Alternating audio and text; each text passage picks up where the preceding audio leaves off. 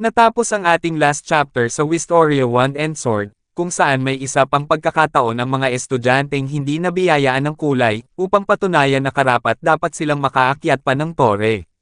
Si Julius ay nagawang mapahanga ang mga faction sa kanyang pagtalo sa mga Guardians, habang si Will Surfort naman ay napabilib din ang lahat, at nabiyayaan ito ng 5 kulay, ngunit sa puntong sasabihin na ni Will ang grupong gusto niyang salihan, ay biglang pinahinto ito ni Cruz. Ngayon, atin nang simulang talakayin ang susunod na chapter ng Wistoria Wand and Sword, at ito ay ang chapter 33.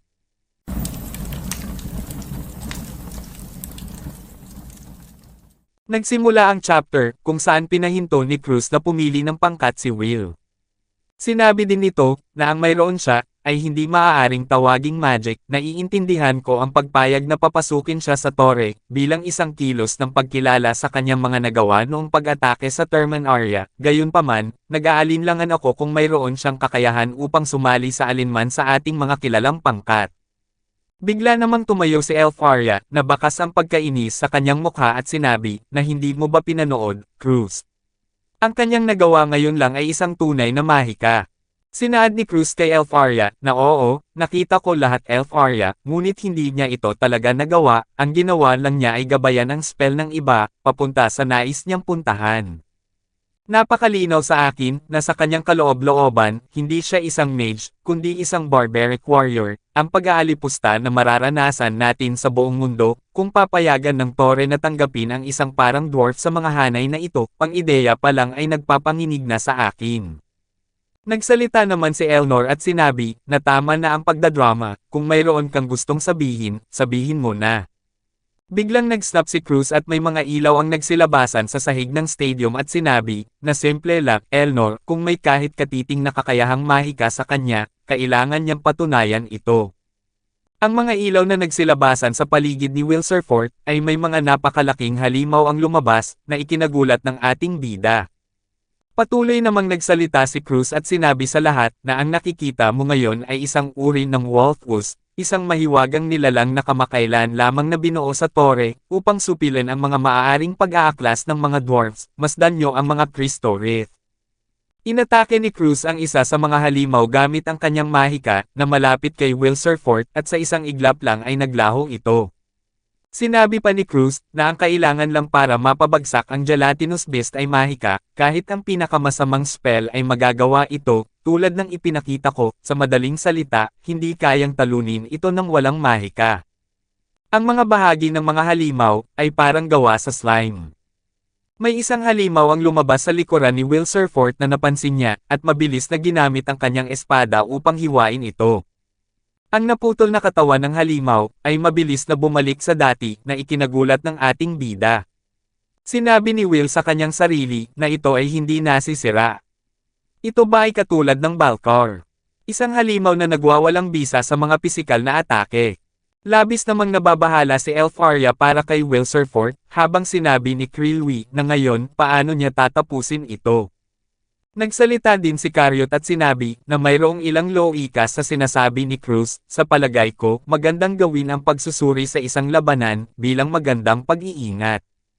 Bilang isang Magie Evander, kailangan kong ipaalam ng maliwanag, ang tore ang rurok ng mahika, walang puwang sa pag-unlad para sa isang espada, na walang kasamang mahika.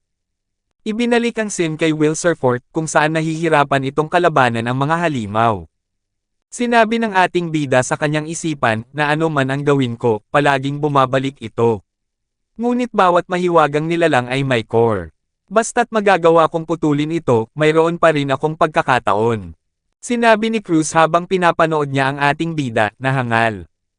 Habang pilit na inilulubog ni Will ang kanyang espada sa halimaw, sinambit ni Cruz, na kung ang katawan nito ay gelatinous, ano sa tingin mo kung saan gawa ang core nito?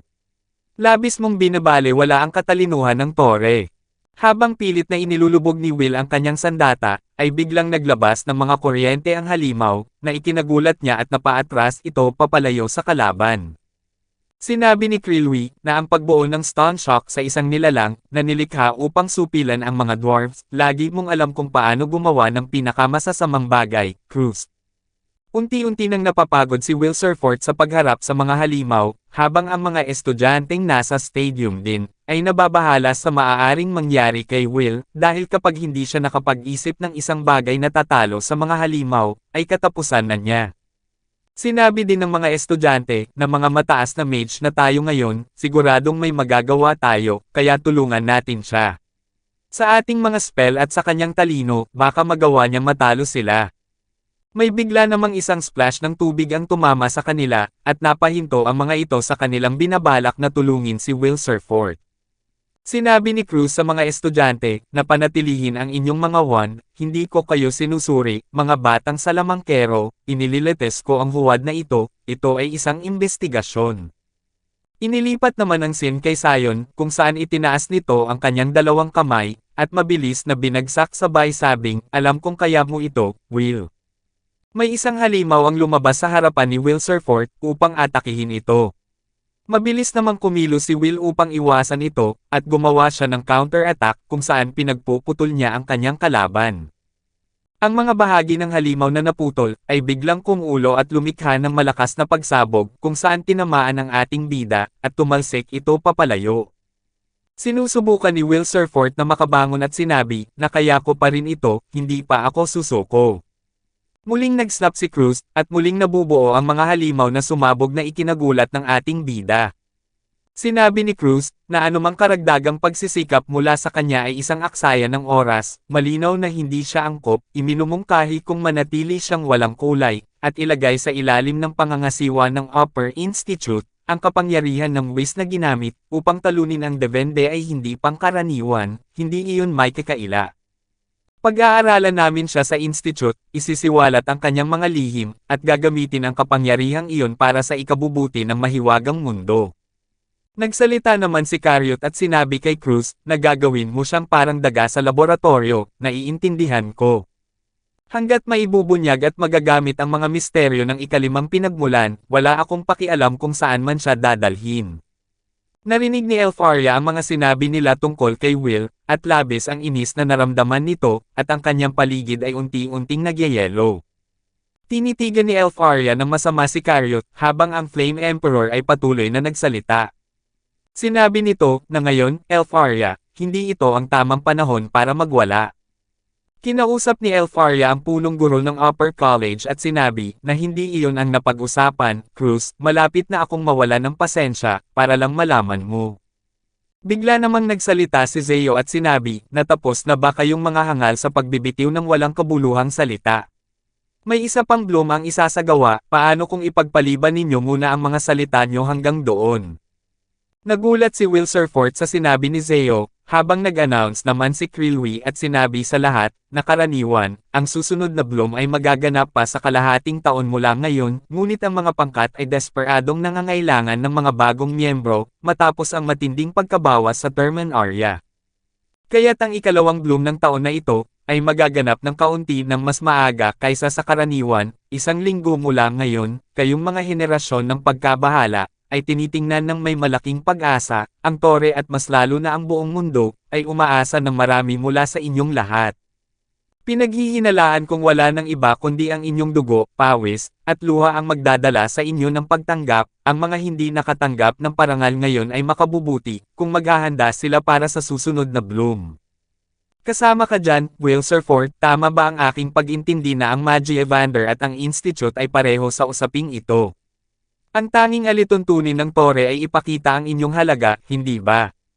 Parang hindi sang-ayon si Cruz sa sinabi ni Krilwi, ngunit hindi ito umimik, habang sinabi ni Cariot, na napakabuti, sa katunayan, ang Magi Evander ay masyadong pamilyar sa pangangailangan, na patuloy na patunayan ang aming halaga, at ang aming katayuan ay patunay doon. Ninitian ni Krilwi si Sarisa, dahil matagumpay na nasa katuparan ang kanyang plano, habang labis na nagagalak ang kanang kamay ng Alvis Vina, at nagpasalamat ito kay Krilwi. Inilipat naman ang Sin kay Elnor, kung saan sinabi nito, na ang palabas ay tapos na. Ang dalawang elf na nasa tabi ni Elnor, ay itinaas ang kanilang mga kamay, upang paangatin ang kanilang mga inaapakan, patungo sa kanilang pinagmulang palapag ng mga Magi Evander. Habang papalayo si Elf Arya sa ating bida, ay baka sa kanyang mukha ang labis na pag-alala, habang sinabi ni Cruz sa kanang sarili, na talagang nakakatawa, anong aksaya ng oras at enerhiya. Sina Will Surfort at iba pang estudyante ay napaluhod sa mga pangyayari, habang sinaad ni Julius, na kailangan ba talaga nating gawin ang isa pang ganito sa loob ng isang linggo. Bigla namang napahiga si Will Surfort, habang inakala ni Julius na umiiyak ang ating bida at sinabihan niya ito. Sinambit ni Will, na hindi ako naluluha, dahil kakaiba ang mga nangyayari. Hindi naman maintindihan ni Julius ang gustong ipahiwatig ni Will, habang patuloy naman itong nagsalita. Sinabi ni Will Surfort, na hindi alintana ang mga pangyayari, hindi alintana ang butas na aking kinasasadlakan. Sa tuwing sa tingin ko ay nakahanap ako ng paraan palabas, laging mayroong isang bagay na nagtutulak sa akin pabalik. Hindi pa rin maintindihan ni Julius ang sinasabi ni Will, habang ang ating bida ay parang naiinis ito, at napapaiyak na. Bigla namang itinaas ni Will Surfort ang kanyang dalawang kamay at isinigaw, na sige, gawin na natin ito. Pwede akong itulak pababa ng mundo ng paulit-ulit. Pero matatalo ko ang bawat hamon na ibibigay sa akin. Inilipat naman ang scene kay Zeo, kung saan kasama niya ang kanyang kanang kamay na si Guilford, ang nangangasiwa ng Thunder Faction. Sinabi ni Guilford kay Zeo, na hindi ko yon inaasahan na mangyari. Sinambit naman ni Zeo, ang pinakapinuno ng Thunder Faction at isa sa Magi Evander, na anong ibig mong sabihin, Gil. Sinaad ni Guilford, na inisip ko na bibigyan mo si Will Surfort ng parangal. Dahil mukhang siya ang tipo na pipiliin mo. Bigla namang hinawakan ni Zeo ang ulo ni Gil at sinabi, na matapos ang lahat ng ating pinagsamahan, hindi mo pa rin ako nauunawaan, ano?